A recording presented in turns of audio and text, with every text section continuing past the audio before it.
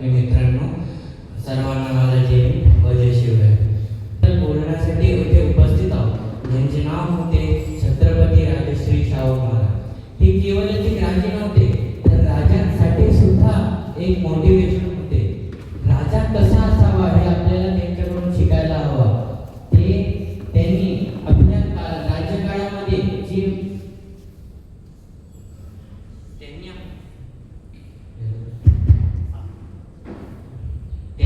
राज्यकाळामध्ये प्राथमिक शिक्षण हे मोफत व सक्तीचे बनवले होते. का? कारण त्यांना माहिती होते की जर हा समाज शिकला तर मग नक्कीच पुढे गेल्याशिवाय थांबणार नाही. आणि आज देखील आपण तेच पाहत आहोत. राजश्री शाहू महाराजांनी डॉक्टर भीमराव आंबेडकर यांना सुद्धा स्कॉलरशिप दिलेली. तसेच त्यांनी सर्वांना स्कॉलरशिप दिलेली ज्या मुलांना शिक्षणासाठी पैसे भेटत नव्हते. तसेच जे मुलांना घर सुद्धा नव्हते त्यांच्यासाठी हॉस्टेलची सुविधा देखील त्यांनी केली होती. राजश्री शाहू महाराज यांना आधीपासून माहिती होते किंवा त्यांना कळाले असेल की डॉक्टर भीमराव आंबेडकर यांच्या नेतृत्वाखाली आपला समाज फार पुढे जाईल. म्हणून त्यांनी आधीच हे घोषित केले होते की त्यांच्या रूपांमध्ये आपल्याला एक महान असे लोकतंत्र मिळाले आहे. राजश्री शाहू महाराज केवळ असे राजे होते ज्यांनी प्रजेला सोबत घेऊन आपल्याला देखील पुढे गेले. ते फक्त गादीवर बसून आराम करणारे नव्हते, तर ते समाजाच्या जाऊन आपल्या प्रजेमध्ये जाऊन त्या प्रजेचे दुःख बघणे आणि त्या दुःखांना सॉल्व्ह करणे हे त्यांची पहिली विशेषतांमधून एक आहे. त्यांचे विचार आणि बौद्ध धर्माचे विचार देखील एकसारखेच होते. तथागत भगवान गौतम बुद्ध जेव्हा त्यांनी संन्यास घ्यायच्या आधी जेव्हा ते सिद्धार्थ गौतम होते तेव्हा ते फक्त असहिष्णुतेने किंवा दुःखाने ते त्रासावून गेले नव्हते, तर या समाजातील चालणारे जातीवाद आणि स्वतूर पासून पण ते फार कंटाळून गेले होते. त्यामुळे त्यांनी आधी तर म्हणले की आपल्याला जर सर्व समान करायचे आहे तर मग आपल्याला सर्व समानच राहावे लागते. त्याचे एक प्रभावी उदाहरण म्हणजे आपले राजश्री शाहू महाराज. राजश्री शाहू महाराज यांनी आपल्या समाजासाठी फार मोठे काम केले आहे.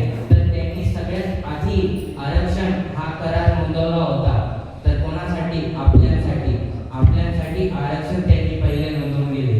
जर एकदा विचार करा की जर राजश्री शाहू महाराजांनी डॉक्टर बाबासाहेब आंबेडकरांना स्कॉलरशिपच दिली नसती तर का ते इंग्लंडला किंवा लंडनला जाऊ शकले असते? नाही. तर काहून बाबासाहेब आहेत ते शिकले, ते परदेशापर्यंत जाऊ शकले, तर याचे एक मोठे कारण आहे शाहू महाराज. ते होते म्हणून बाबासाहेब त्या लेवलला पर्यंत शिकू शकले. म्हणून जर आपल्याला जेवढा गर्व डॉक्टर बाबासाहेब आंबेडकरांचा आहे तेवढाच गर्व आपल्याला राजश्री शाहू महाराजांचा देखील असणार. शाहू महाराज नाव ऐकताच अंगावर सहारा येतो. का? कारण ते फक्त नेतृत्व नव्हते, तर ते असे नेता होते ज्यांच्या एका हातीवर समाज अख्खा थरथर कापायचा. कारण त्या कायदा ती एवढे कडक होते की जर चुकीला माफी नाही आणि जर चांगले काम केले तर त्याला पुरस्कार देणे महाराजांचे नेतृत्वात होते. त्यांनी अत्तदीपक म्हणजे स्वतःचे दीपक स्वतः व्हा ही शिकवण आपल्याला गौतम बुद्धाने दिली. पण जेव्हा त्या शिक्षणाला जर आपण समाजात आणणार आणि त्याला कागदोपत्री ऑफिशियली नोंदवून ती शिकवण आपल्याला शाहू महाराजांनी दिली.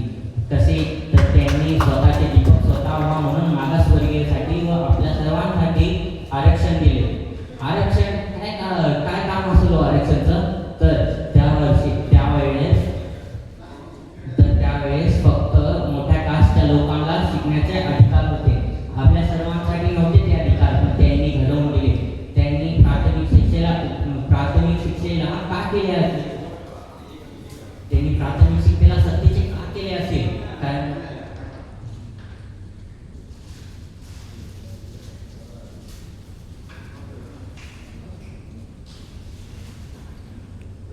कारण जर समाजातील प्रत्येक व्यक्ती शिकलेला असेल तर तो समाज सुद्धा डेव्हलप होईल.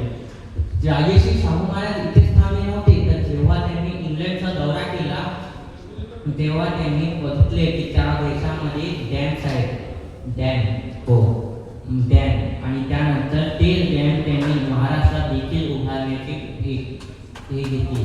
त्यानंतर आणि त्यांच्या देणीनुसारच तर त्या काळी पहिल्यांदा आपल्या महाराष्ट्रात त्यांनी डॅम आणला. राजश्री शाहू महाराज हे केवळ असे राजे होते ज्यांना प्रजेच्या मनात जाऊन